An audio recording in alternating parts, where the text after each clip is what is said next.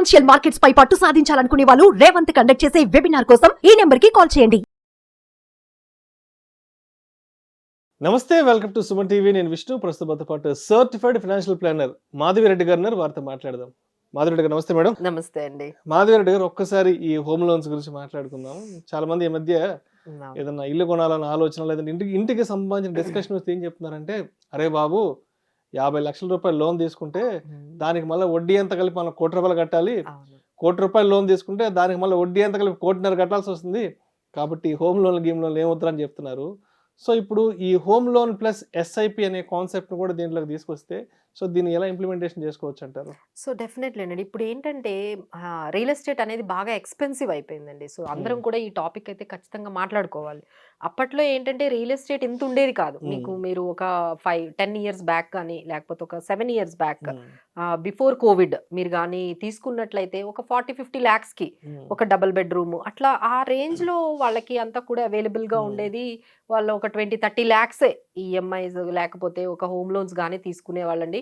ఇప్పుడు ఇంత expensive real estate అయిపోయిన తర్వాత ఖచ్చితంగా 70 లక్షలు ఈ హోమ్ లోన్ కి అయితే వెళ్ళిపోతున్నారండి. ఎందుకంటే 1 crore ఉంటుంది, మిగతా ఒక 70 lakhs వరకు వెళ్ళిపోతున్నారు. ఇక 1 crore కూడా వెళ్ళిపోతున్న వాళ్ళు చాలా మంది ఉన్నారు.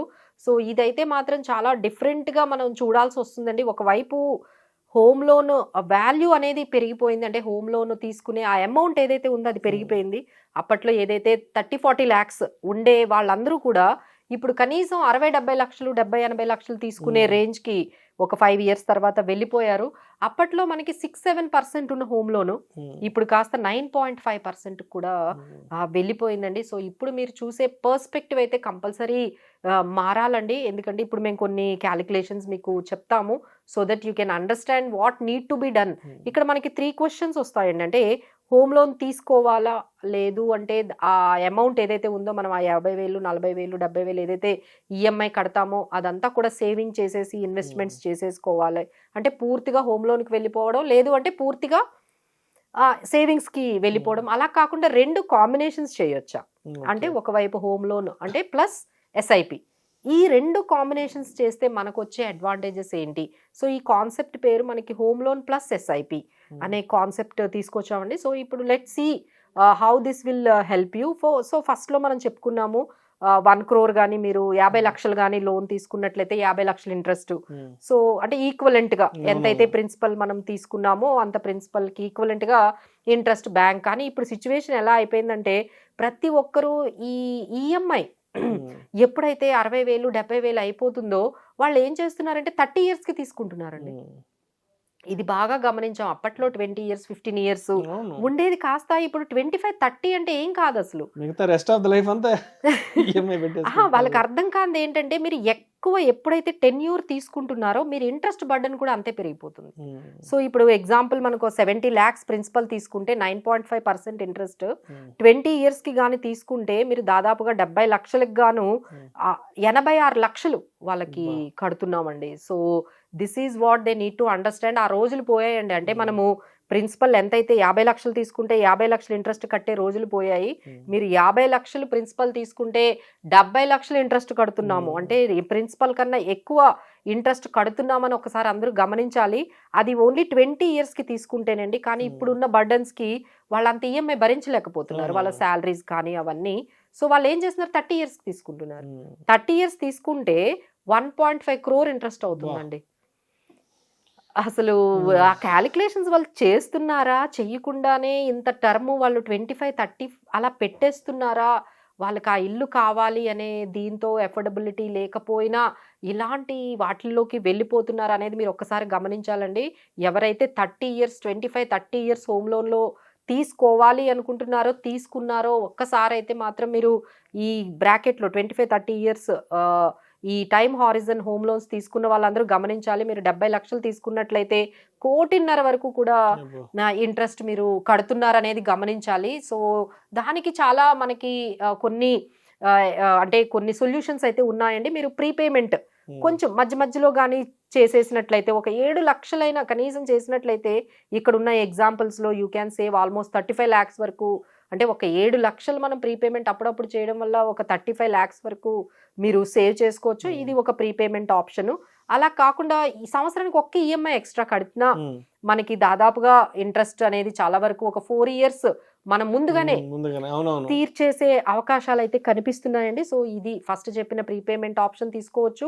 లేదు 12 ఈఎంఐలు కాకుండా సంవత్సరానికి ఇంకొక ఈఎంఐ యాడ్ చేశారంటే 13 ఈఎంఐలు కట్టినా మీరు 4 yearsకి ముందే మనం కట్టేయచ్చు. ఇంట్రెస్ట్ కూడా చాలా సేవ్ అవుతుంది.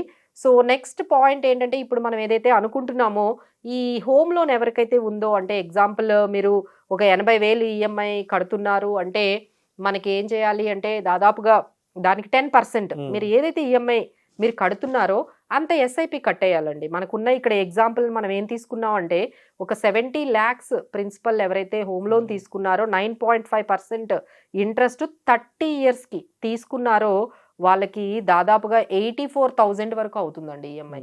సో 84,000 ఈఎంఐ కట్టే ఈ సిచ్యువేషన్లో 10% అంటే 8,400. సో 8,400 మీరు ఎస్ఐపి కానీ కట్టినట్లయితే 30 years తర్వాత మీకు 2.5 కోట్లు వస్తాయండి.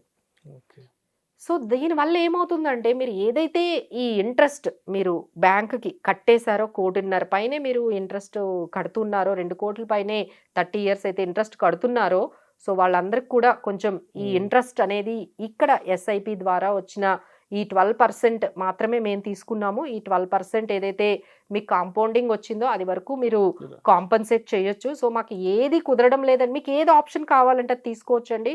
ఫస్ట్ ఆప్షన్ మనం ఏం చెప్పామో అప్పుడప్పుడు ప్రీపేమెంట్ చేయమన్నాము. లేదు అంటే ఒక ఈఎంఐ ఎక్స్ట్రా కట్టేయమన్నాము. లేదు అంటే ఇప్పుడు కొత్తగా మనం చెప్పిన home loan plus 10% of EMI ఏదేది కడుతున్నారో దాని ఎస్ఐపికి ఈక్వలెంట్గా మీరు ఎక్కడైనా చేసేసారంటే ఆ ఇంట్రెస్ట్ భారం ఏదైతే ఉందో దాన్ని అంతా కూడా మనం ఇక్కడ కాంపన్సేట్ చేయొచ్చండి. సో ఎఫర్డబిలిటీ లేకుండా అయితే మాత్రం ఇప్పుడు మీరు ఇవన్నీ చూసిన తర్వాత మీకు అర్థమవుతుంది అనవసరంగా బ్యాంకులకే మనము ఈ 1.5 కోటి వరకు మనం ఇంట్రెస్ట్లే కడుతున్నాము. సో 30 years తర్వాత ఆ ఇల్లు ఎలా ఉంటుందంటే ఆ ఫ్లాట్ అంటే ఇప్పుడు వరకు మీరు ఓనర్ కాదు, ఇప్పుడు ఓనర్ మీరు ఎప్పుడవుతారు పూర్తిగా 30 years అయిన తర్వాత ఓనర్ కాదు. అది మనం ఫీల్ అవుతాం ఇది మా ఇల్లు అని చెప్తారు, కానీ అది మీదెక్కడ అవుతుంది, మీరు దాన్ని నమ్మలేరు, మీరు అసలు ఓనరే కాదు. సో అది మీకు బ్యాంక్ నుంచి మీ ఇంటికి వచ్చేటప్పటికి నిజంగా మీరు ఓనర్ అయ్యేటప్పటికి అది చాలా ఓల్డ్ అయిపోయి ఉంటుందండి 30 years తర్వాత. సో ఈ పాయింట్లన్నీ మీరు గమనించి మిగతా ఆప్షన్స్ అన్ని మీరు చూసుకోండి. ఎఫర్డబిలిటీ లేకుండా మీరు ఇలాంటి సిచ్యువేషన్స్లోకి వెళ్ళిపోతే ఈ రియల్ ఎస్టేట్ అనేది అంత ఈజీ కాదండి. ఎంట్రీ ఎగ్జిట్ అనేది మన ఇష్టం వచ్చినట్టు మనం డెసిషన్ తీసుకొని మళ్ళీ నేను బ్యాక్కి వెళ్తాము అంటే రీసెంట్గా ఒక క్లయింట్ అలానే అనమాట. అంటే ఒక 60 లక్షలు పెట్టి ఇల్లు కట్టేశారు, చాలా కట్టేసిన తర్వాత ఇప్పుడు బాధపడుతున్నా now he cannot take back. అరే మేడం అనవసరంగా అక్కడ ఆయనకు వచ్చే రెంట్ 12,000 అట, 60 లక్షలు పెట్టి ఇల్లు కొంటే అంటే ఇల్లు కట్టిస్తే 60 లక్షలు పెడితే ఆయనకి 12,000 వస్తుందని ఇప్పుడు ఆయనకు అర్థమవుతుంది. But now he cannot reverse back that particular whatever decision he has taken. So real ఎస్టేట్లో చాలా కాస్ట్లీయెస్ట్ డెసిషన్స్ అండి. సో తీసుకునేటప్పుడు చక్కగా ఫైనాన్షియల్ ప్లానర్తో కూర్చోండి, మీ ప్రయారిటీస్ మీ ఎఫర్డబిలిటీ అంతా మాట్లాడుకొని అప్పుడు తీసుకుంటే బాగుంటుంది. Thank you so much Madhu Reddy గారు.